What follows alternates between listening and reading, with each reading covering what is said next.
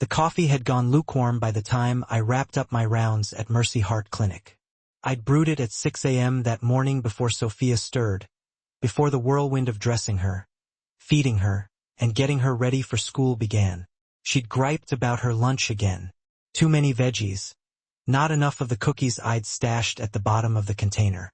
I'd kissed her forehead and promised to rectify it tomorrow, knowing full well I'd likely do the exact same thing because children needed proper nutrition more than they needed my succumbing to their sugary whims. At 32, I'd acquired patience in ways I never imagined as a younger woman. Patience with difficult patients. Patience with insurance companies that denied necessary procedures. Patience with myself for choices that had seemed perfectly logical at the time but now haunted the quiet interludes between work and sleep. The clinic was nestled in a renovated brownstone on Beacon Hill, the kind of locale that whispered of old money and careful discretion. My colleagues didn't pry much into my past. One of them, Dr. Harrison, had been instrumental in my landing here 7 years and 9 months ago. He'd known people who knew people, the kind of network that thrived on hushed conversations and handshake agreements that never made it onto paper. When I'd approached him, terrified and desperate, my world crumbling around shoulders far too young to bear such weight, he'd listened without judgment and moved mountains. The pregnancy had been the catalyst for everything, though not the pregnancy itself. Plenty of women carried babies and built lives around them. It was who the father was that made everything insurmountable. Lucas Marino wasn't a man who accepted loss or limitations. He collected things: money, property, loyalty, power. He would have collected me and our child with the same methodical precision he applied to his business interests. And our daughter would have been raised in a world where violence was currency and trust was a weakness to be exploited. I'd made a choice that had seemed impossible at the time, but it evolved into the only option I could live with. I'd fabricated a miscarriage at 22 weeks, complete with medical records that Dr. Harrison and 2 other colleagues had meticulously documented. Lucas received the news with the kind of unnerving silence that suggested his world had tilted on its axis. For 3 days, I braced myself for him to appear at my apartment, for his men to surround the building, for the explosion of rage I knew was inevitable. Instead, he retreated into his business affairs, and I never heard from him directly again.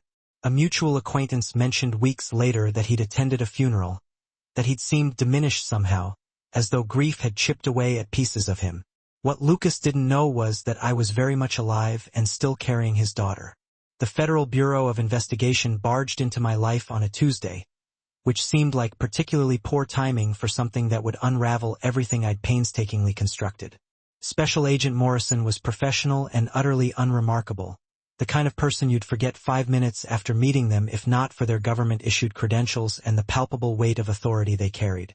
He found me in the clinic parking lot after my shift, emerging from a nondescript sedan as if he'd been waiting for me and only me. "Dr. Jessica Mitchell?"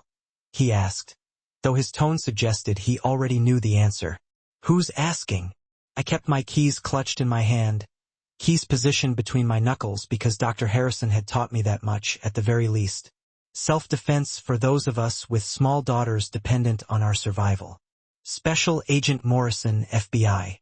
He didn't reach for his credentials. He simply held them up from his pocket. "I'd like to talk about your death certificate." The parking lot suddenly felt too exposed. "I'm not discussing anything without my attorney present. Your attorney would probably advise you that cooperating would be significantly more advantageous than obstructing a federal investigation." He wasn't threatening, not exactly. His voice remained conversational, almost friendly. "The falsification of a death certificate is a serious matter, Dr. Mitchell. But we're not interested in prosecuting you. We're interested in understanding why someone in your position would go to such extreme lengths to disappear." Sophia was at her after-school program until 6 o'clock. I had 45 minutes. "I want immunity," I said. "Complete immunity. In writing. Get in the car." The sedan was government-issue practical. Gray interior, minimal comfort, the faint odor of coffee, and something vaguely chemical underneath. Morrison drove toward the waterfront, a deliberate choice of neutral ground that suggested he'd done this before. He explained as we drove that my original disappearance had been efficient but not perfect. Records from Johns Hopkins Medical School had been cross-referenced with state licensing databases. Someone had noticed that Dr. Jessica Mitchell, the physician, had been reported deceased. Yet Dr. Jessica Mitchell, the licensed practitioner, had somehow managed to maintain her credentials in Massachusetts under a slightly altered name. Small inconsistencies that had accumulated. "Someone is looking for you," Morrison said as we pulled into a parking area overlooking the harbor. "Not us. Not federal authorities.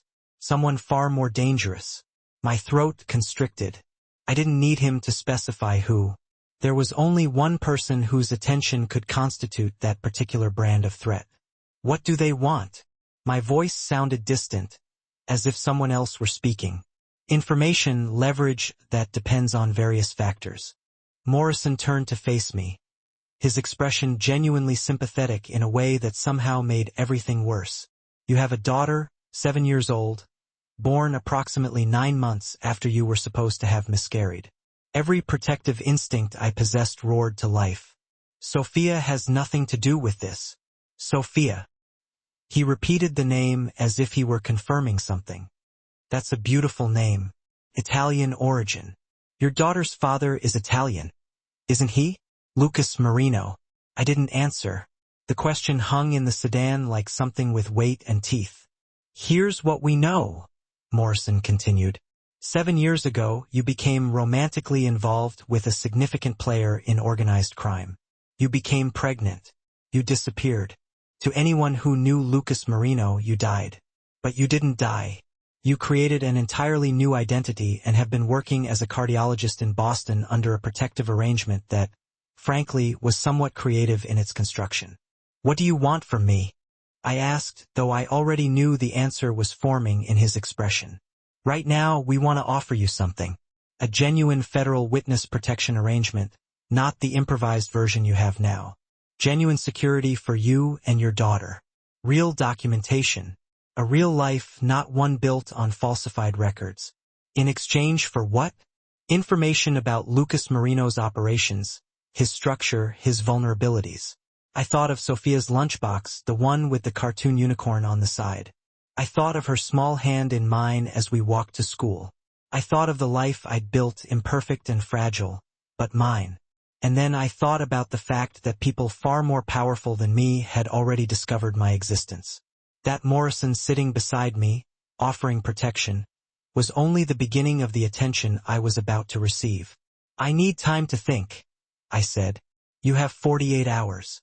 After that, the situation changes." The phone call came during my lunch break, which felt intentionally cruel in its timing. I was sitting in the hospital cafeteria, pushing around a salad I had no appetite for when the unknown number lit up my screen. I let it ring twice before answering, that old instinct telling me that hesitation mattered. "Dr. Mitchell?" A woman's voice, professional and measured. "My name is Attorney Patricia Summers. I represent several clients whose interests align with your current situation. We need to meet." "I don't know what you're talking about." "Special Agent Morrison contacted you yesterday. He offered federal protection in exchange for testimony. Before you commit to any arrangement with the Bureau, there are other parties who would like to present alternative options." A pause. For Sophia's sake, I'd recommend listening. The salad became instantly irrelevant. I set down my fork with deliberate care. "How do you know about my daughter?" "Because the people who employ me have been aware of her existence for some time. Unlike Agent Morrison, we're not interested in prosecution. We're interested in mutual survival." We arranged to meet at a coffee shop in Cambridge, neutral territory that felt absurdly ordinary given the circumstances. Patricia Summers was exactly what her voice suggested. A woman in her 60s, wearing charcoal gray with silver jewelry, the kind of person who disappeared into crowds because nothing about her demanded attention. She ordered black coffee and waited until I was seated before she began. "Lucas Marino has been aware that he has a daughter for approximately 14 hours, she said without preamble. This information came to him through sources within a rival organization called the Vergiani family. They discovered Sophia's existence through surveillance of your clinic and cross-referencing of medical records. Their intention is not simply to inform Lucas. Their intention is to create leverage. My chest constricted. What kind of leverage? The kind that involves your child. The Vergiani family operates primarily through intimidation and control of assets. A 7-year-old girl connected to one of the most powerful men in the Northeast qualifies as both leverage and a potential weakness they can exploit. They're planning a custody arrangement that would essentially grant them access to Sophia as insurance against Lucas's business decisions. That's kidnapping. Yes, also known as leverage in certain circles. Patricia sipped her coffee with the calm of someone discussing weather patterns. The timeline is aggressive. They've already positioned people in Boston. The attempt will likely occur within the next 72 hours. I stood abruptly, the chair scraping backward. I'm taking Sophia and leaving. Where will you go? Patricia didn't even glance up from her cup. Agent Morrison knows your address. The Vergiani family knows your address. Your license flagged inconsistencies in the National Provider Identifier Registry. The Massachusetts board pulled your file, and federal healthcare auditors noticed the trail. Running stopped being viable yesterday. Then what are you suggesting? I sat back down because the alternative was panic, and panic served no one. Contact Lucas Marino directly. Inform him of the threat. Allow him to provide protection. He'll never let us go. He'll absorb us into his world. He'll absorb you into his world regardless of what you choose. The Vergiani family has already made that decision for you. The only question is whether you face that reality with protection or without it. My hands were shaking. I pressed them flat against the table. How do I contact him? You don't. I do. Patricia slid a business card across the table. It contained nothing but a phone number. Call this number at precisely 8 o'clock tonight. Tell whoever answers that Dr. Mitchell wishes to arrange a meeting with Lucas Marino regarding a matter of family security. They'll coordinate the details. Why would he agree to meet with me after 7 years? Because he has a daughter he didn't know existed. And because men like Lucas Marino don't ignore threats to their bloodline. Because his entire organizational structure is now at risk from a rival family exploiting his weakness. Because you're offering him information about how deeply the Vergiani family has infiltrated Boston. Patricia gathered her coffee cup and stood. And because, whether he knows it or not, he's been looking for you since you disappeared. This is simply an opportunity for that search to end.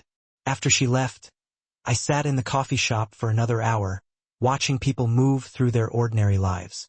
A couple debated which pastry to purchase. A student worked on a laptop with the intensity of someone racing deadlines. An elderly man read a newspaper that probably contained articles about crime and politics and all the violence that existed in spaces I'd successfully avoided. The call to Dr. Harrison came next, the man who had facilitated my disappearance and maintained cautious oversight ever since. He listened without interrupting while I explained the convergence of threats and Attorney Summers's proposal. I'm sorry, he said when I finished. I thought the documentation would hold. I thought enough time had passed. He stopped himself. You need to talk to Lucas. I'm terrified, I admitted, and the confession felt like stepping off a cliff. Of course you are. But Sophia is in danger either way. At least with Lucas. She has a father who can actually protect her. I'll handle things here, the clinic, your colleagues. If anyone asks questions, you're on emergency family leave. Sophia was asking about the presentation I'd promised to help with for her school project when I picked her up that afternoon. She wanted to create something about marine biology, apparently inspired by a documentary she'd watched. She talked nonstop during the drive home, her small voice filling the car with enthusiasm about octopuses and their intelligence levels. I listened and responded at appropriate intervals while my mind fractured into different sections, each one occupied by distinct terrors. At exactly 8 p.m., I called the number on Patricia's card. A man answered on the first ring, his voice carrying an accent that hinted at Italian heritage. Is this the woman Lucas has been mourning? He asked, not bothering with pleasantries. This is Jessica Mitchell. I need to meet with Lucas Marino tonight. It concerns the safety of his daughter. A silence followed, the kind that stretched long enough to feel intentional. There is a location. I am sending you an address. 1 hour. Come alone. No phone. No weapons. If you carry documents, they'll be inspected at the door. The convoy left Boston a little after 9 p.m., past Worcester. The night thinned into long ribbons of highway and rain. By 11:30 p.m., we were over the state line, the GPS tracing the Connecticut River Valley like a vein. The estate sat west of Hartford, close enough for supply lines, far enough to be no one's neighbor. The address corresponded to a warehouse district near the harbor, the kind of place that existed in the gaps between legitimate Boston and everything that moved through the darkness. I arranged for my neighbor to watch Sophia, told her it was a medical emergency, which technically was true in the most crucial sense. My daughter's entire future constituted an emergency. I drove toward the warehouse with my hands steady on the wheel and my heart performing gymnastics against my ribs. The address led me to a converted shipping facility with industrial architecture and minimal signage. A man stood waiting, his posture suggesting military training or something equivalent. He didn't ask questions, simply gestured for me to follow. The interior was all exposed brick and metal. And then suddenly, we were in an office with floor-to-ceiling windows overlooking the harbor. Rain had begun to fall, the kind of steady precipitation that suggested it would continue indefinitely. And there, backlit by the gray evening light, was Lucas Marino. 7 years had changed him in ways I hadn't anticipated. His frame remained imposing, but something about his bearing suggested a man who'd been carrying weight far heavier than muscle. He turned when I entered, and for a moment, nothing moved between us except recognition. "Hello, Jessica," he said, and his voice contained every emotion he'd learned not to display in 7 years of believing I was dead. The rain continued against the warehouse glass, and somewhere in Boston, my daughter slept in the apartment we'd built together, unaware that her entire world was about to shift on its axis. The silence stretched between us like something alive. Lucas stood motionless, his features carved from shadow and harbor light, processing what his eyes were telling him. 7 years of believing I was gone, and now I occupied space in his office like some impossible ghost made flesh. "You're alive," he said finally, and the words carried an inflection I couldn't quite categorize. Not a question. Not quite a statement either. Yes. He turned away from the window, and the movement revealed the true cost of those 7 years. His frame was still imposing, still commanded attention, but the way he held himself suggested someone who'd learned to carry grief like it was structural. A scar I didn't recognize traced his right jawline, puckering down toward his neck. "The child is mine, not a question." I pulled the documents from my satchel. Birth certificate, Sophia's medical records, photographs spanning 7 years, each one a small rebellion against the life he would have insisted on. He studied them with the methodical precision of someone reading financial reports, and I watched him reconstruct the mathematics. 7 years and 9 months. The timeline aligned perfectly with the pregnancy he'd mourned, with the daughter he'd never known existed. "Her name is Sophia," I said. "She's 7 years old. She's intelligent and careful, and she plays violin badly, but with genuine enthusiasm." Lucas set the documents on his desk with deliberate care. When he looked up at me, his expression had shifted into something harder, more dangerous. "You disappeared from a hospital. You faked your death. You carried my child across state lines and hid her from me for 7 years. He paused, each word becoming a separate sentence. "And you want to tell me about her violin lessons? I want to tell you that she's safe. I want to explain why I made the choice I did. And I want you to listen before you decide what happens next." "I've already decided what happens next." He moved toward me, closing the distance with predatory intention. "You're going to tell me everything. Where she is, how you arranged the documentation, who helped you. The Vergiani family is planning to take her." I spoke without inflection, stating a fact as though his fury hadn't just filled the room like something physical. "They discovered her existence 2 days ago through surveillance of my clinic. They've already positioned people in Boston. They want leverage against you. And Sophia qualifies as both an asset and your weakness. Something flickered across his face, not fear exactly, but the recognition of a threat to his control. His jaw tightened, and I watched him recalibrate his priorities. "How do you know this?" he demanded. "Because a lawyer named Patricia Summers contacted me and explained the situation with more precision than I would have preferred. Because 3 separate parties are now interested in my daughter's location and my cooperation. Because hiding stopped being viable the moment the FBI started investigating the falsification of my death certificate." Lucas moved to the windows, his silhouette cutting stark against the rain-streaked glass.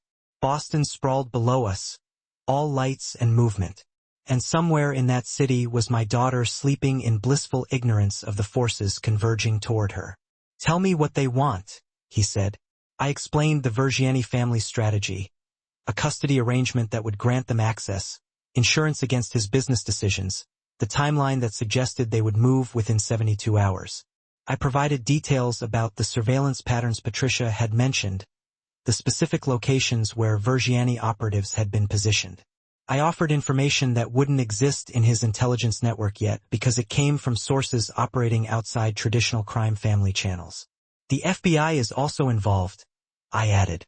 "Special Agent Morrison approached me about entering witness protection. They want testimony regarding the organized crime connections you've built, but they're secondary to the immediate threat. The Vergiani family moves first." Lucas turned from the window, and his expression had transformed into something colder than anger. "You came here because you need protection. I came here because she needs protection, because I've exhausted every other option. Because no matter what I choose, Sophia's world has already changed." I met his gaze directly. "The FBI will find her eventually. The Vergiani family plans to find her in 72 hours. Running with her accomplishes nothing except delaying the inevitable." He nodded, a single gesture laden with consequences. "She'll come here tonight. Both of you. I won't allow her to be absorbed into your world as though she's simply another acquisition. She's my daughter. She's already part of my world." His tone suggested he was stating a biological fact rather than negotiating. "The only question is whether her existence becomes an actual liability or whether I ensure she becomes untouchable. That's not how this works. You don't get to dictate the terms of this arrangement." His voice dropped, and the danger in it became absolute. "You had 7 years to make decisions. That period has concluded. Now I make the decisions. 1 call every Sunday, 30 minutes, he said. "No recording, no tracing. If we can't trust the boundary, we change the boundary." Before I could respond, his phone buzzed. He checked it with practiced efficiency, and whatever the message contained shifted his entire demeanor. He made 3 rapid calls, speaking in Italian, to people who apparently operated in his immediate orbit. Resources were diverted, locations were secured. Personnel were mobilized toward Boston with the efficiency of someone who'd anticipated exactly this scenario. "Your daughter requires protection tonight," he said when he finished. "My men will be in Boston within 4 hours. You will arrange for Sophia to be removed from her current location. You will bring her to the coordinates I'm about to send you. Lucas, you came to me for protection. You're receiving it." He moved toward his desk and began typing on a laptop with sharp, precise movements. "The Vergiani family will discover that the resources they've positioned in Boston have become liabilities. Agent Morrison will receive information about his investigation that will cause the FBI to redirect their immediate attention. Your colleagues at the clinic will receive visits from people who will explain that they need to stop cooperating with federal authorities. What are you doing? Eliminating the threats, consolidating control, operating within my capacity as a man with sufficient resources to protect what belongs to him." He turned to face me. "Your daughter belongs to me now. That means she's protected in ways you couldn't accomplish alone. That also means certain choices are no longer yours to make. She's my daughter, too. Yes, which is why you're still alive." He moved closer, and I forced myself not to retreat despite every survival instinct screaming at me to do so. "You had one job when you disappeared. Keep my child safe. You failed that job the moment you allowed the Vergiani family to discover her existence. Now I'm assuming that responsibility. I wanted to argue. I wanted to reassert autonomy and agency and maternal authority. Instead, I simply nodded because he was right about one thing. Sophia wasn't safe with me. Sophia wasn't safe anywhere except in the orbit of someone powerful enough to make threats inconvenient for her enemies. When can you retrieve her? He asked. Within the hour. Do it. My men will be waiting at these coordinates. He sent the address to my phone. After tonight, she's under my protection permanently. The rain had intensified as I made my way back toward the door, each drop hitting the windows with increasing urgency. I paused before leaving. She doesn't know about you, I said. She thinks her father is simply absent. She doesn't understand what you do or who you are. Then I suppose we'll both need to learn how to be parents to each other. Lucas returned to the window, silhouetted once more against the storming evening. The city. Tonight. Jessica, bring her tonight. After that initial instruction, we went on to discuss in detail how your life and my life would be integrated going forward. I left him there, alone in the darkness, surrounded by all the infrastructure of power that he'd spent the last 7 years carefully constructing. Somewhere across town in Boston, my daughter was sound asleep, totally unaware that her whole existence had just undergone a fundamental and irrevocable shift. As we drove through the gates, the property slowly started to reveal itself. Lucas's estate was vast, sprawling across meticulously manicured grounds, and the architecture had a kind of understated elegance that whispered of immense wealth, rather than shouting it from the rooftops. Glass and stone seemed to blend effortlessly with a landscape design that looked completely natural, but in reality, probably required an army of maintenance workers to keep it that way. Sophia, who had been anxious earlier, now had her face pressed against the car window, her anxiety replaced by a sense of curiosity as we made our way down the long, private driveway. "Mommy, whose house is this?" she asked, and the pure innocence in her voice made my chest tighten with emotion. "Someone who can help keep us safe," I answered her, which was technically the truth, even though it completely failed to capture the full complexity of what was actually happening. Lucas was waiting for us on the front steps, and I watched as he took Sophia in for the very first time. She was small for a 7-year-old, with brown curls that never quite stayed in the style I tried to create, and eyes that were the exact same shade of dark as his own. I saw a flicker of recognition cross his face. It wasn't the same shock I'd witnessed back in the warehouse office, but something that felt much deeper. Ownership, possession, the realization that this small human carried his genetic material and would now exist within his sphere of influence indefinitely. "Sophia, this is Lucas," I said carefully. "He's going to help us stay safe for a while." She studied him with that unfiltered assessment that children are so good at, completely devoid of any social niceties or filters. "Are you a doctor like Mommy?" she asked. "No," Lucas said, and something in his tone made it clear that he was choosing his words with deliberate care. "I handle problems. I make sure people are protected." "That's like what Mommy does," Sophia said, seeming satisfied with this explanation, but acknowledging that he likely dealt with different kinds of problems. Lucas inclined his head slightly. "Exactly." The interior of the house unfolded in layers, revealing a carefully curated luxury at every turn. A woman in her 60s emerged from the kitchen. Her posture suggested a kind of military precision, and her expression indicated that she'd managed far more complex situations than simply playing host to a 7-year-old and her protective mother. Lucas introduced her as Rosa, the house manager, and she immediately began assessing Sophia with eyes that held both warmth and a clear sense of professional capability. "The child must be hungry after traveling," Rosa said, her accent hinting at an Italian heritage. "I have prepared simple food, nothing too complicated for young stomachs." "Sophia," Lucas directed, and his tone carried a weight of absolute authority. "Go with Rosa. She'll show you to your rooms and make sure you're comfortable." I moved to follow, but Lucas caught my arm, his grip surprisingly gentle. "We need to discuss terms." The study was lined with books that suggested serious reading rather than a purely decorative collection. Floor-to-ceiling windows overlooked the expansive grounds, and Lucas positioned himself behind an imposing desk with the practiced ease of someone who was accustomed to operating from a position of power.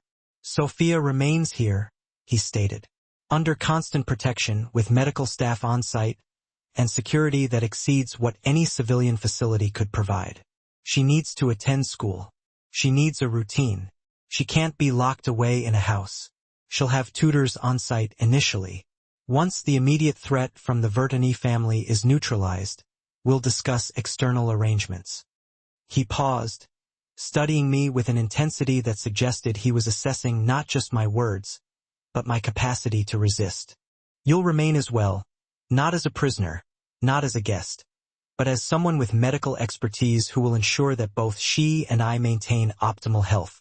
"I won't be controlled," I said. "You're already being controlled by circumstances beyond your authority," he replied. His delivery was matter-of-fact rather than cruel. "The FBI seeks your cooperation. The Vergiani family seeks leverage. I'm offering structured protection within reasonable parameters. That's not control. That's an exchange of services. I need to work. I need my practice," I said. "Your practice is currently under FBI scrutiny. Continuing to work there exposes Sophia to ongoing surveillance and potential interference," he said, leaning back in his chair. "However, I have connections with private medical facilities.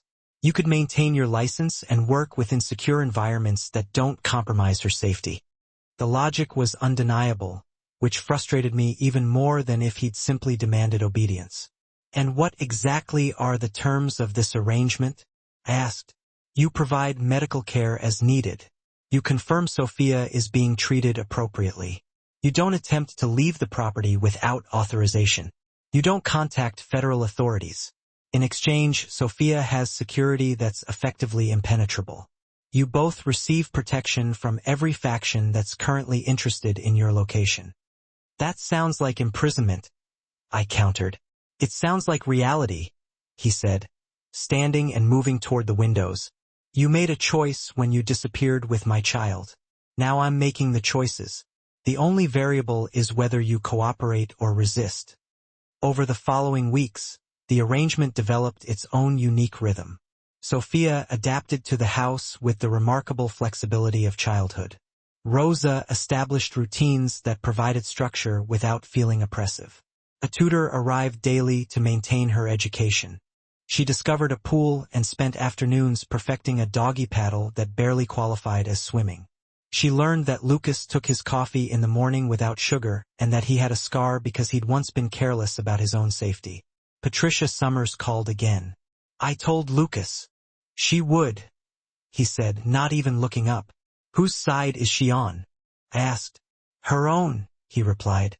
"She brokers in survival. Sometimes that aligns with mine, sometimes with my enemies. She warned you because selling the warning was worth more than selling the silence." "So I don't owe her anything," I said. "You don't owe anyone who makes a living from leverage," he said. "You just pay the price that keeps you standing." I watched them interact with an emotional complexity I hadn't anticipated. He would appear in doorways and ask about her day with genuine interest.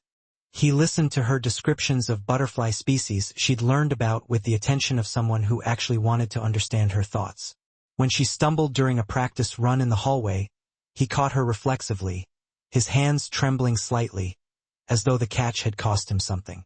"She has your intensity," I observed one evening when Sophia was occupied with Rosa in the kitchen. "She has your intelligence," he replied, returning to the book he'd been pretending to read. "She also has your stubbornness regarding bedtime protocols. You tried to order her to bed. She negotiated. She suggested that reading by herself for 15 minutes constituted an acceptable compromise." He closed his book. "She inherited my flexibility regarding strategy. But the domestic equilibrium fractured when Lucas attempted to assert absolute authority regarding her activities. He made a decision that Sophia was to have no contact with people outside the property. Not phone calls to her former school friends, not letters, complete isolation justified by security concerns." "Absolutely not," I said when I discovered the directive. "She's a 7-year-old child, not a strategic asset." She's my daughter, and her safety is non-negotiable. Her psychological health is non-negotiable as well. She needs connection beyond this property and beyond your security apparatus. I met his gaze directly. If you attempt to enforce that isolation, I will leave. I will contact the FBI and negotiate protective custody. I will remove her from your influence entirely. The silence that followed contained the weight of genuine conflict. For the first time since the warehouse office, Lucas faced someone who wouldn't simply accept his edicts. His hand clenched briefly, then released. 2 supervised calls per month, he said finally. To approved individuals only, monitored for security purposes. 1 call per week to 1 friend, unmonitored. You either trust that I won't betray your location or you don't. He looked at me for a long moment, and I watched the calculation move across his face. The recognition that maintaining control required my cooperation, and that domination purchased through force would create precisely the resentment that would eventually separate him from his daughter. 1 call per week, he agreed. Sunday afternoons, 30 minutes maximum. It wasn't perfect. It wasn't the freedom she deserved, but it was a negotiation, which meant something fundamental had shifted. He'd accepted that parenting involved compromise, and that his daughter's autonomy required respecting boundaries he couldn't simply override. Rosa found me later in the library, where I was pretending to read while actually processing the exchange. He's learning, she said quietly. Slowly, but he's learning that love requires surrender of control. It takes men like him longer to understand this.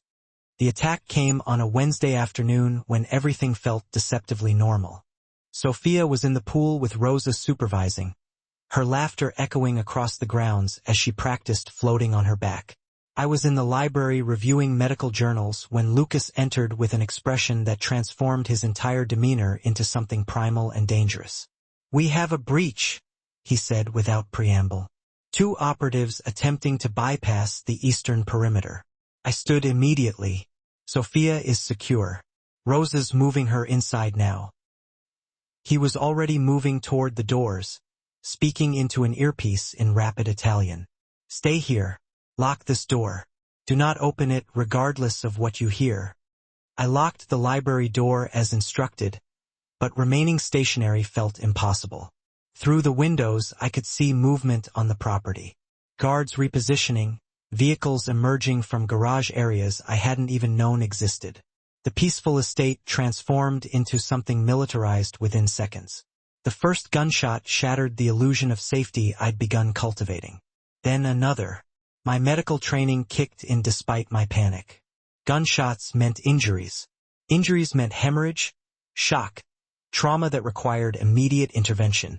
I ignored Lucas's instruction and moved toward the hallway just as chaos erupted.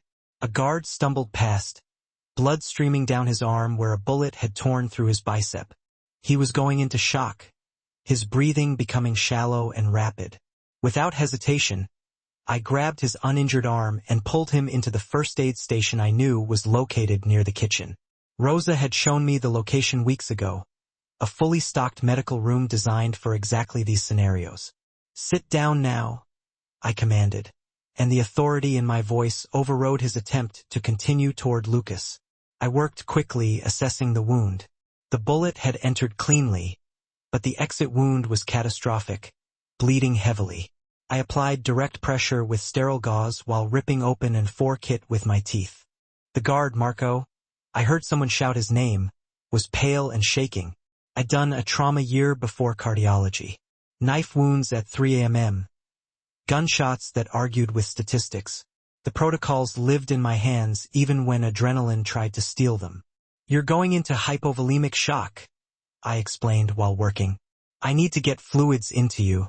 This is going to hurt." "The boss needs me." Marco attempted to move. "The boss needs his people alive. Stop moving." I secured the 4-line and started saline running at maximum rate. The bleeding was slowing, but not stopping. I needed to get him to a proper hospital, but first I had to stabilize him enough to survive transport. Pressure dressing, antibiotics, pain management. My hands moved through protocols I'd performed hundreds of times, except those times had never involved armed intruders and property security measures. Through the aid station window, I watched guards move with tactical precision toward the eastern side of the property. Lucas appeared for a moment, and even from this distance, I could see the lethal focus on his face. This wasn't the man who'd negotiated with me about Sophia's phone calls. This was the infrastructure of violence he'd built his life upon.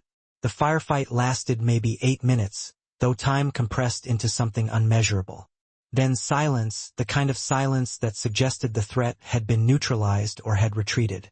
I kept working on Marco, managing his vitals and trying to calculate whether he needed emergency transport or if he could survive with my immediate care. Lucas appeared in the aid station doorway, and there was no blood on him that mattered. He assessed the situation with a single glance and nodded approvingly. "The threat is contained," he said. "One operative is dead. One is captured. They attempted a direct extraction of Sophia from the pool area." My hands stilled momentarily despite my effort to maintain composure. If Rosa hadn't already been moving her, if I hadn't immediately. "She's safe," Lucas said, and his voice carried an edge of something I'd never heard before. Genuine fear quickly suppressed. Rosa had her inside the moment the first perimeter alarm triggered. I returned my focus to Marco, whose bleeding I'd managed to slow to something manageable. He needs hospital-grade care. The wound is serious but survivable if we get him surgical intervention within the next 2 hours. Ambulance arrives in 20 minutes. Lucas confirmed. "You did well efficiently. You saved his life." I did what any medical professional would do. "Most medical professionals would have panicked or attempted to hide," he said. He watched me work with an intensity that suggested he was reconsidering something fundamental. "You assessed the situation and acted. That's not standard civilian behavior." "I'm not a standard civilian," I said. I applied fresh gauze to the exit wound.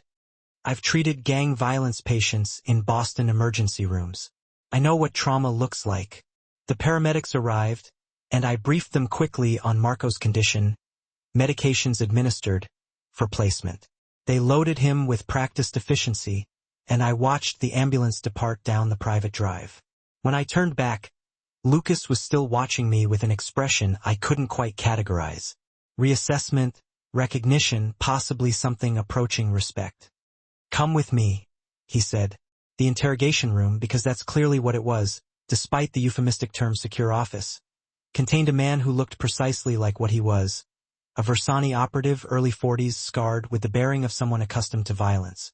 His left eye was swelling where Lucas's men had clearly encouraged cooperation. "This is Dr. Mitchell," Lucas said calmly. "She's going to explain why your organization's plan has failed." The operative's gaze flicked toward me with confusion, then back to Lucas. "Tell me what you were instructed to accomplish," Lucas directed. The operative remained silent. Lucas nodded, and one of his men moved toward the captive. Before he could make contact, I stepped forward. "Your objective was to extract my daughter and hold her for ransom," I said. My voice was steady despite the trembling in my chest. "Create a public spectacle that would humiliate Lucas and create leverage for future negotiations." The operative's expression shifted slightly. Confirmation that I'd understood correctly. "That plan has several flaws," I continued. "First, your organization didn't account for the fact that Sophia doesn't leave this property without a security detail. Second, you didn't anticipate that the medical staff on-site are equipped to handle tactical situations. Third, you failed to understand that Lucas doesn't negotiate when his family is threatened. He eliminates threats." "Very impressive," the operative said, his voice carrying an accent that suggested Eastern European origins. "The little girl's mother. How touching." Lucas moved with sudden violence, slamming the operative's head against the table. Blood streamed from the man's nose. "You attempted to take my child," Lucas said quietly. "You threatened her physical safety. Every choice you make from this moment forward determines whether you survive the night or whether I ensure your organization understands that particular mistake has become fatal." The interrogation continued for another hour, Lucas extracting information about Versani's positioning, their resources in Boston, and their timeline for escalation.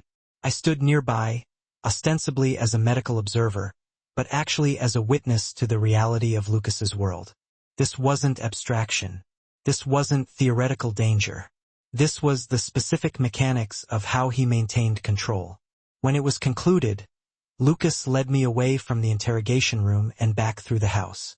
We found Sophia in the main living area, curled against Rosa with a book, seemingly unaffected by the morning's violence. Children possessed remarkable resilience or remarkable trauma denial. I hadn't yet determined which. "She's safe," Rosa assured me. She heard nothing, saw nothing, but I saw the way Lucas looked at his daughter. The recognition of how close he'd come to losing her. The acknowledgement that my original fear, that Sophia would be absorbed into his criminal world as merely another asset, had been naive. She wasn't just an asset. She was his daughter, and that meant something to him that transcended business calculations. Later that evening, Lucas found me in the library. The property had returned to its normal security protocols, though enhanced now. Additional cameras, patrol patterns modified, contingency plans clearly activated. "Thank you," he said simply. "For what?" I asked. "For saving Marco. For remaining clear-headed during the attack. For understanding the threat and responding appropriately." He paused. "And for confirming something I needed to understand." "What's that?" I asked. "That you're not simply a beautiful woman who happened to carry my child. You're capable, intelligent, brave in ways that matter." He moved closer. "I've spent 7 years believing I wanted you back. Now I'm recognizing that what I actually want is someone who can stand beside me in this world. Someone who understands it without requiring protection from its realities." I should have felt manipulated, should have recognized this as a calculation designed to make me more compliant. Instead, I felt seen in a way that terrified and exhilarated me simultaneously. He wasn't asking me to be less. He was acknowledging that I'd become more. 6 weeks became 2 months, and the rhythm of the estate settled into something resembling normal. Sophia stopped asking when we could leave. She stopped counting days on the calendar Rosa had provided. Instead, she began asking when Lucas would return from his meetings, whether he preferred tea or coffee, and if he'd watched the documentary about dolphins she'd seen last week. The transformation from temporary refuge to permanent residence happened gradually, then suddenly with the weight of inevitability behind it. I watched them together during breakfast one morning. Sophia was describing her tutoring session with meticulous detail, explaining how she'd finally understood the concept of fractions by using chocolate divided into squares. Lucas listened with focused attention, asking questions that demonstrated genuine interest rather than obligatory engagement. His scarred jaw softened when she laughed at her own explanation of how she'd almost eaten the learning materials. "You're good with her," I said later, finding him in the study reviewing documents. "She's easy to love," he replied without looking up. "She has your intelligence and your ability to find humor in complications." It was the first time he'd voluntarily connected me to something positive about Sophia. The acknowledgement felt significant. "We should discuss what happened," I said, 7 years ago. "Why I did what I did. Why I never contacted you." He set down his pen with deliberate care.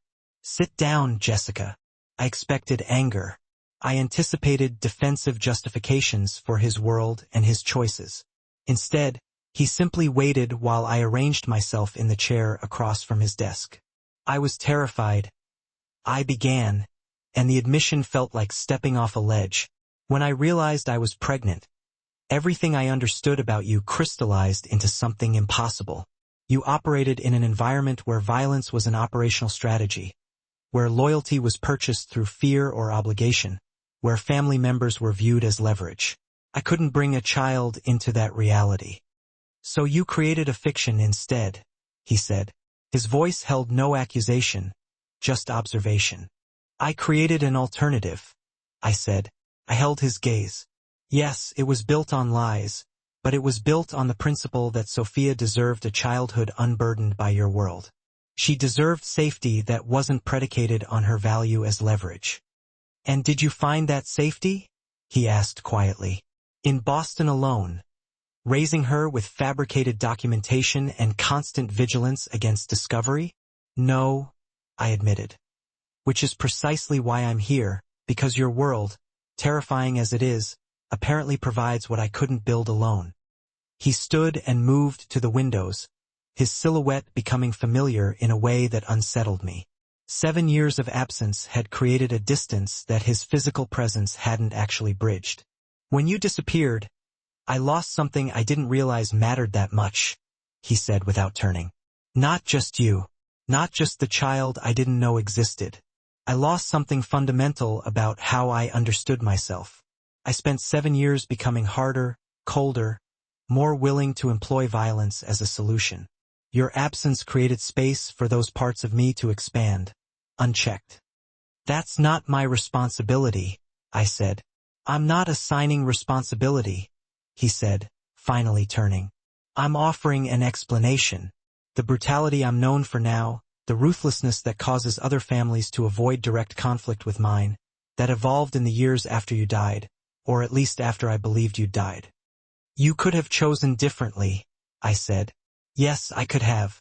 Instead, I chose to make certain that anyone who threatened my territory understood the cost of that threat. I became the monster everyone needed me to be because I was grieving someone I couldn't acknowledge losing. He moved closer. Do you understand what that means? That you blame me for your choices? No, I'm explaining why your choice to disappear had consequences you couldn't have anticipated. That your absence shaped not just my life but the lives of every person who's encountered my organization. That I need you to understand the weight of what you set in motion. The accusation hung between us like something with substance. I wanted to defend my choice. I wanted to explain that self-preservation required distance from his world. Instead, I sat with the reality that both of us had made decisions that rippled outward in ways neither could have controlled. I'm sorry, I said finally, for the impact of my choice. I'm not sorry for making it because Sophia needed protection from a reality she wasn't born to inhabit. But I understand now that my actions created consequences I didn't authorize. He sat back down, studying me with an intensity that suggested reassessment. I've spent 7 years believing I wanted you back because I loved you. Now I'm recognizing that what I actually wanted was to undo the loss, to reclaim something I decided was mine. And now I understand that you're not something I reclaim. You're someone I either partner with or lose completely. There's no middle ground available to us. He opened a drawer and withdrew documents. These are updated identification papers, completely legitimate. The case against you is closed. A consent agreement with the U.S. Attorney's Office and the State Board restores your legal identity without admitting wrongdoing. No aliases, no program handlers. Your life on paper is clean. Should you choose to leave, you have the option. Sophia can remain here under my guardianship, or you can both depart. The choice belongs entirely to you. Morrison didn't call. He sent a letter, typed and signed, the kind that lives in filing cabinets and never warms to fingerprints. We appreciate your cooperation to date. I read it twice. I hadn't cooperated, not formally. Maybe the system had decided it wanted one less loose thread. Or maybe one man with a badge had decided a mother and a child weren't the place to draw a hard line. I stared at the papers without touching them. Why are you offering this? I asked. Because love apparently requires offering freedom even when you'd prefer to. He laid out the limitations. There was something in his voice, maybe bitterness, maybe just acceptance, that rang clear. Holding someone against their will is just imprisonment, plain and simple. And I wouldn't do that to you because you deserve to make your own choices, to decide your own life, not have it dictated by my power. The weight of what he was offering was almost too much to bear. A real choice, true freedom, knowing that if I stayed it wouldn't be out of obligation but because I wanted to. What happens if I stay? I asked, needing to understand.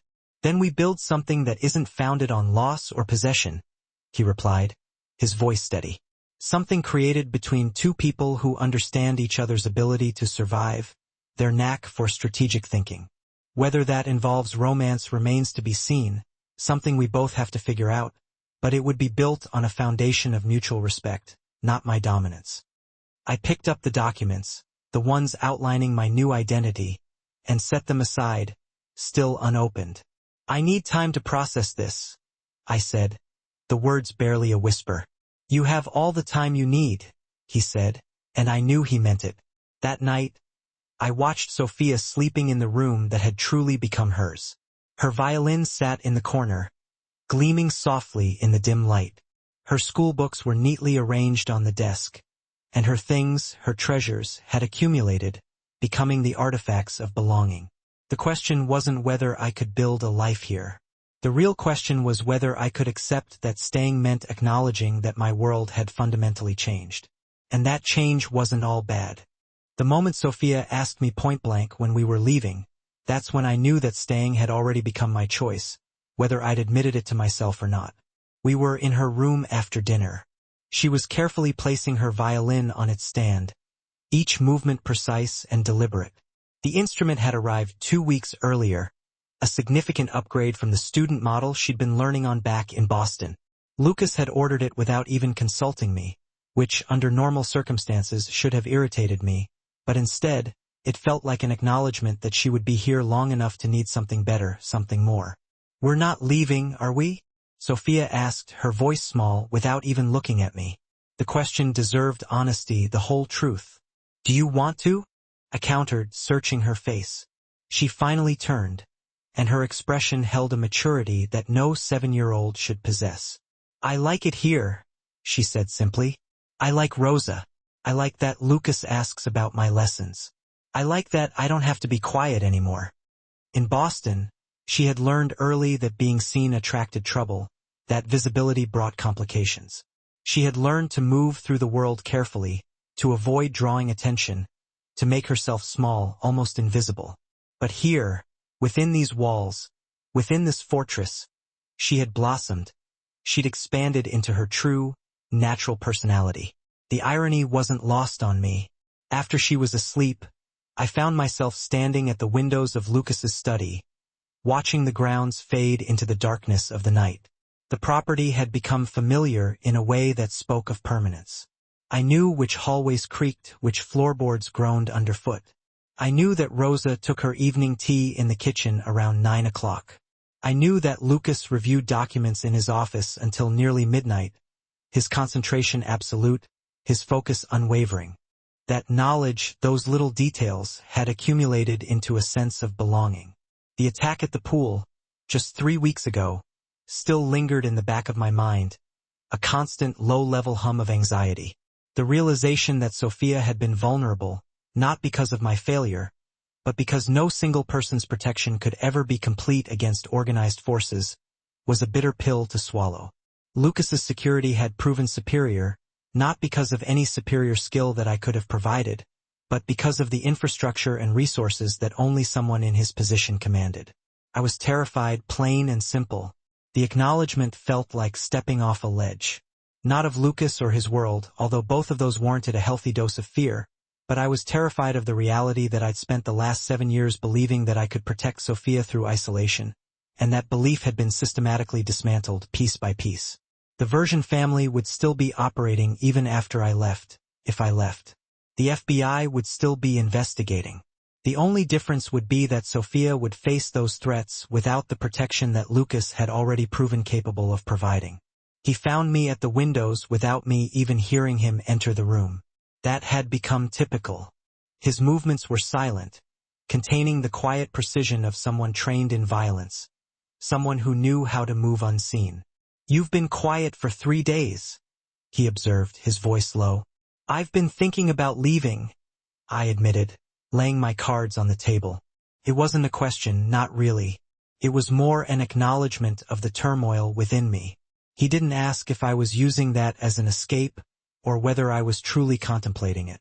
He simply moved to stand beside me, maintaining a respectful distance. "And which is it?" he asked, his eyes fixed on the darkness outside. "I realized something after the pool incident," I said, choosing my words carefully. "I realized that my entire mythology about independence was precisely that, a myth. The belief that I could build something sustainable for Sophia through isolation. But isolation doesn't create safety. It creates vulnerability disguised as autonomy. That's not a revelation, he said quietly, his gaze unwavering. That's acceptance of reality. The distinction matters, I insisted, finally turning to face him. I came here because I had no alternative. I stayed because you offered protection. But if I'm committing to this, to remaining, to building something with you, it has to be through a choice that's actually informed, not desperation repackaged as a decision. Meaning, I clarified, needing him to understand. Meaning I need to understand what I'm choosing, not just Sophia's security, although that matters immensely. What does partnership look like with someone like you? What does it demand from me? He was quiet for a long moment, and I watched him carefully construct his response, with the same precision he applied to everything. 7 years ago, you made a choice that I didn't understand. He began, his voice measured. You carried my daughter away from me. You built a life specifically designed to exclude me. I was angry about that. Furious, actually. But I've had time to recognize something about that anger. He paused, his eyes searching mine. I was angry because you'd made a choice that I couldn't control, that I still can't control. Is that supposed to be comforting? I asked, skepticism lacing my tone. No, it's supposed to be honest, he countered, meeting my gaze unflinchingly. I understand now why you disappeared. I understand that you looked at me and saw someone who would absorb you and your child into his world without consent. I understand that you were protecting her by leaving. I don't forgive you for doing it, because forgiveness suggests you did something wrong. You did what survival demanded. I'm simply acknowledging that now. The distinction mattered, made all the difference. Forgiveness would have implied judgment followed by absolution. Understanding felt more fundamental, more real. If I stay, I said slowly, testing the words, it's not because I'm surrendering to your authority. It's because I recognize that protection through partnership is stronger than protection through isolation. It's because Sophia deserves to know her father. It's because I'm exhausted from carrying everything alone. Those are acceptable reasons, he said, his voice softening slightly. And what do you want from this arrangement? I asked, pushing him further. Besides the obvious leverage of having me and Sophia under your control, I want someone who understands what I do without requiring me to sanitize it. Someone who can stand beside me in this world without flinching every time I make a decision that involves necessary violence. He stepped closer, closing the distance between us. I want partnership with someone who has the intelligence to challenge me when I'm making mistakes, and the capability to survive the consequences of those mistakes. You're describing a partner in crime, not a romantic relationship, I pointed out, a flicker of amusement in my voice. I'm describing what I actually need, he said, his voice firm. Romantic attachment is secondary to the foundation that has to exist first. Though, he added, a hint of something unreadable in his eyes. If we're successful at building that partnership, romance becomes inevitable. I considered this, turning his words over in my mind. The pragmatism appealed to me in ways that grand declarations of passion never could. This wasn't seduction. This was negotiation. I want autonomy, I stated, laying out my demands. Professional autonomy, personal autonomy. I want to continue practicing medicine. I want to maintain relationships outside this property. I want Sophia to have experiences that aren't entirely contained within your security apparatus. Agreed, he said without hesitation. You can't make that agreement without establishing parameters. I pressed, needing to clarify the boundaries. What counts as acceptable risk? What relationships are permitted? What constitutes sufficient security? Those are details we establish together, he said, his gaze steady. Not through my authority, but through mutual decision-making. That requires trust, I pointed out, the obvious hanging in the air between us. Yes, it does, he acknowledged, his voice low. The rain had started while we were talking, a gentle precipitation that suggested continuation rather than a violent storm. Through the windows, I could see it gathering on the glass, individual drops merging into rivulets, tracing paths down the pane. Sophia slept upstairs, safe and sound in her bed. The property hummed with security protocols that I'd stopped bothering to fully comprehend. My life existed in this space now, not as a captive, but as an inhabitant who'd chosen the confinement through the recognition that the alternative was far worse. "I'm staying," I said finally, the words carrying the weight of my decision. "Not because I have nowhere else to go, but because I've accepted that nowhere else would be better. Because Sophia is already rooted here. Because I'm tired of running." Lucas reached out slowly, giving me the opportunity to move away, to reject the offer. And when I didn't, he took my hand. The contact was simple, just skin against skin. The significance, however, was everything. The paperwork arrived in a manila envelope marked with federal seals, the official stamp of the government. 3 separate documents detailed the permanent transition of my legal status from temporary witness protection to an established identity. Jessica Mitchell, officially recognized, completely legitimate. The irony of legitimacy achieved through an organization designed to obscure identities wasn't lost on me. "Your colleagues are safe," Lucas said, setting a separate folder on the desk beside the federal documents. "Dr. Harrison received assurances that the federal investigation has concluded. The other physicians who assisted you were determined to be coerced rather than complicit. Charges have been dropped across the board." I opened the folder and found detailed documentation of how that had occurred, the intricate dance of legal maneuvers, legal arguments structured precisely to expose FBI overreach, testimony from sources within the organization that indicated intimidation rather than willing participation. The machinery of Lucas's world had moved through legitimate channels to accomplish an outcome that served my interests. "How?" I asked, genuinely curious. "I have attorneys who specialize in complicated situations," he replied, his tone understated. And I recognized the understatement for what it was. They had found inconsistencies in the federal investigation that suggested prosecutorial misconduct. Once those were highlighted, the Bureau found it advantageous to close the matter, to quietly sweep it under the rug. Sophia appeared in the doorway, her violin case in hand, her eyes bright with anticipation. She'd begun attending sessions with an instructor who came to the property twice weekly, a welcome sign of normalcy amid the extraordinary circumstances. "Lucas, I'm ready," she announced, and he looked up from his documents with the kind of focused attention he typically reserved for business matters. "Then let's hear what you've learned this week," he said, gesturing for her to proceed. She opened the case and withdrew the instrument, positioning it with the seriousness of someone who understood the value of her father's attention, someone who knew she had to earn it. The piece she played was simple, but executed with genuine effort, with concentration etched on her small face. Not perfect, but sincere, filled with a childlike passion for the music. When she finished, Lucas applauded, his appreciation genuine rather than performative encouragement. "Remarkable progress," he said, his voice warm. "Your left-hand positioning has improved significantly."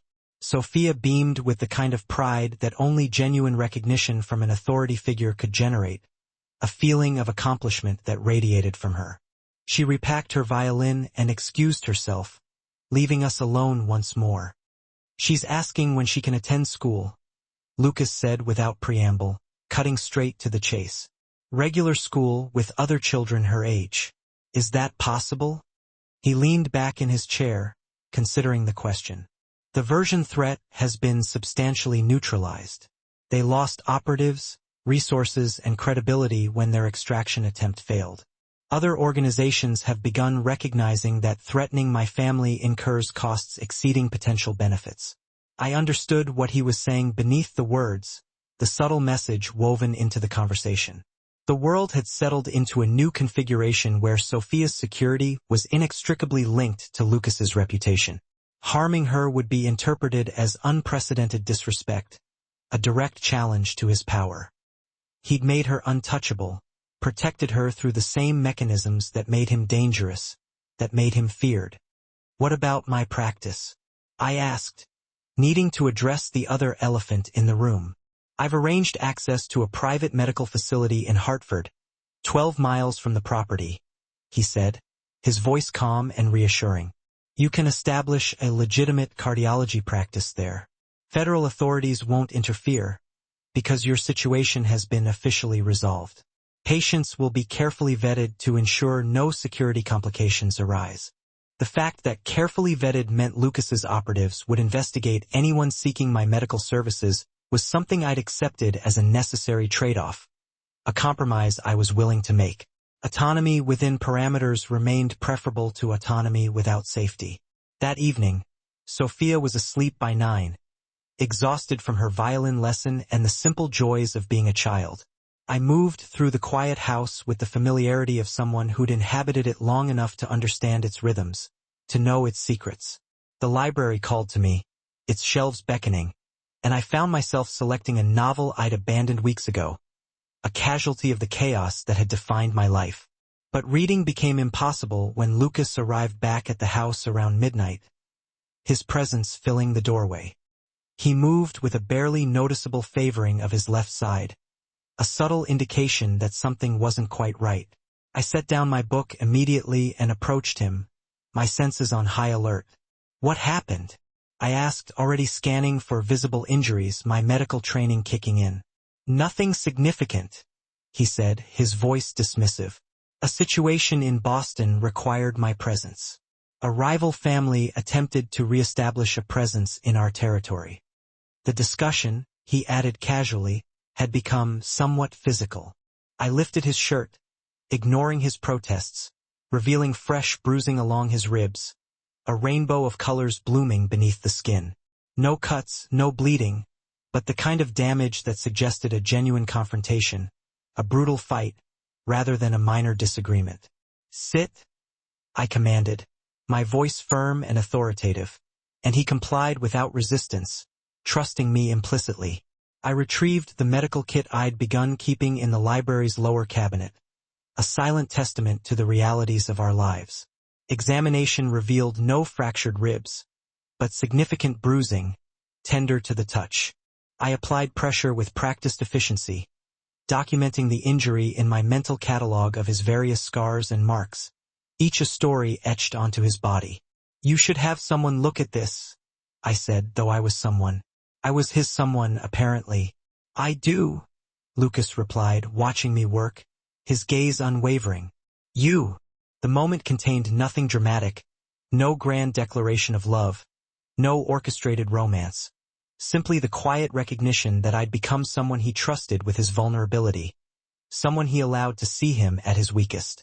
That I'd accepted a role that transcended the categories I'd originally attempted to maintain, the neat little boxes I'd tried to confine myself to.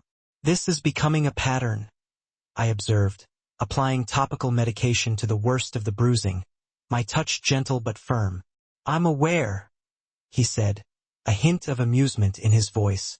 "Consider it evidence that our partnership is constructing itself through practical necessity rather than theoretical agreement, forged in the fires of reality."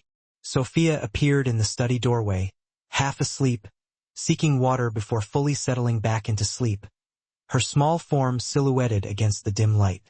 She took in the scene without alarm, without any sign of fear, apparently having absorbed the reality that her father's world involved occasional physical complications, that violence was sometimes a part of their lives. "Lucas got hurt again," she said to me, not as an accusation, not as a question, but as a simple statement of fact she'd internalized, a reality she'd come to accept. "Nothing serious," I assured her, my voice soothing. "Go back to bed. I'm taking care of it." She accepted this explanation without question and wandered back toward her room, trusting that everything was under control.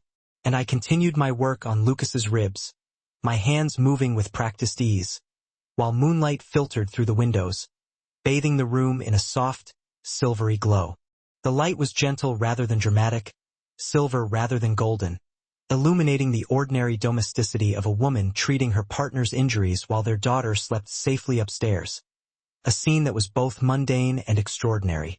This was life now, complicated and dangerous in ways I couldn't fully control, structured around a man whose profession would never be considered respectable, but it was also stable, secure.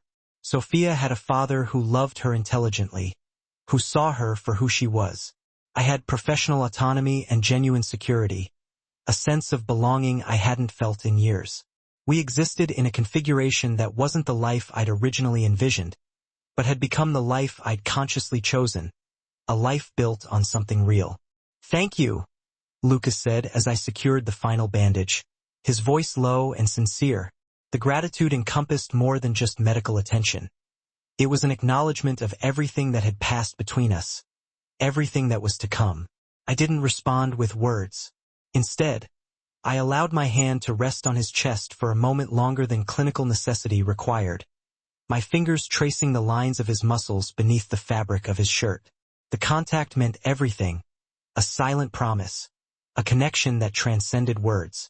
We'd constructed something between us that defied simple categorization, something that didn't fit neatly into any of the boxes society had created. Not romance exactly, though elements of that certainly existed, a spark that flickered beneath the surface. Not partnership in business, though practical cooperation defined our daily lives, the way we navigated the world together.